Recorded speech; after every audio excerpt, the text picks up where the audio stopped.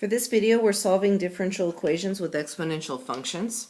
So you'll see that I have dy dx equals 6 sine x e to the cosine x over y squared. So we're going to use separation of variables to solve these. So to do that, I'm going to take my dx, I'm going to move it to the right, and I'm going to take my y squared and move it to the left.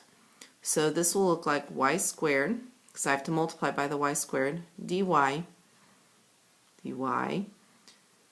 equals 6 sine x e to the cosine x dx, and we are going to integrate both sides. The integral to the left is pretty easy. We're going to raise the power by 1, divide by our new power, equals, and then on the right hand side you should be able to see we have some u substitution. I'm going to choose cosine x as my u, which means my du equals a negative sine x dx. The derivative of cosine is negative sine. So I look at this, and I'm just going to rewrite this in pieces. So if I have my u piece, this is the integral of e to the u, and then I still have a 6 sine x dx.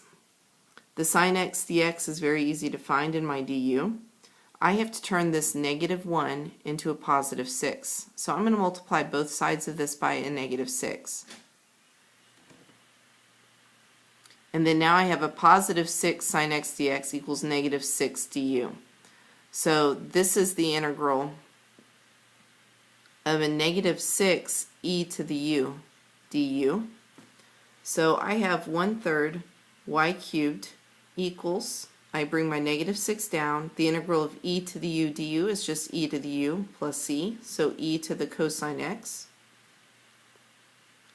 plus c.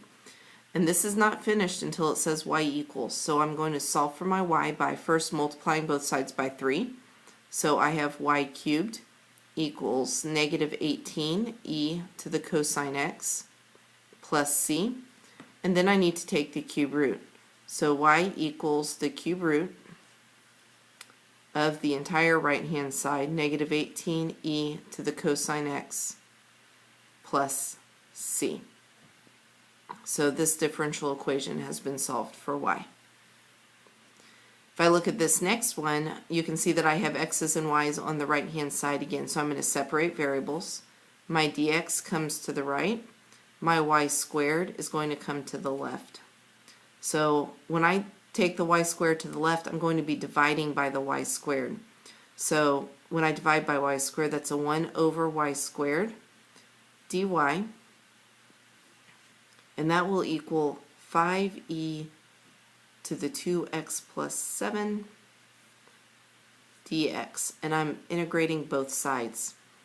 On the left hand side, this y squared is really a y to the negative 2. So when I integrate, I'm going to get a y to the negative 1, add 1 to the power, divide by my new power. And on the right hand side, this is u substitution, so u equals 2x plus 7. My du equals 2 dx, but I have a 5 dx. So to change my 2 dx into a 5 dx, I'll divide both sides by 2 and multiply both sides by 5. That removes the 2, and I've got 5 dx is equal to 5 halves du. So this will be 5 halves e to the u, so e to the 2x plus 7 plus c. I still need to solve for y, so what I'm going to do is just rewrite this. This is a negative 1 over y to the first equals a 5 halves e to the 2x plus 7 plus c. There are all different kinds of ways to look at this. You could think, oh, I can just switch these out, and that's fine. You can do that. You can think of it as cross multiplying, put a 1 underneath. You can think I just need to move the y to my numerator. I do that. So what I know is if I move the y to the numerator, I have negative 1 equals 5 halves e to the 2x plus 7 plus c, and all of that is times y. So to get y by itself, I'm going to divide by all of this. So I have y equals a negative 1 over 5 halves e to the 2x plus 7 plus c. And it's very rare to see a fraction and a fraction, and although this is completely correct, you won't see a 5/2 in the denominator of another fraction. So what I'm going to do is take this 2 out. So I'm going to multiply by a clever form of 1, 2 over 2. And so that will make my y equal to a -2. Let me move this up a little bit. A -2 in the numerator.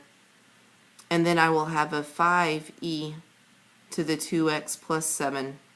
And then 2 times my c, I haven't solved for it yet, so I'm just going to leave it as a c. And either one of those is absolutely correct.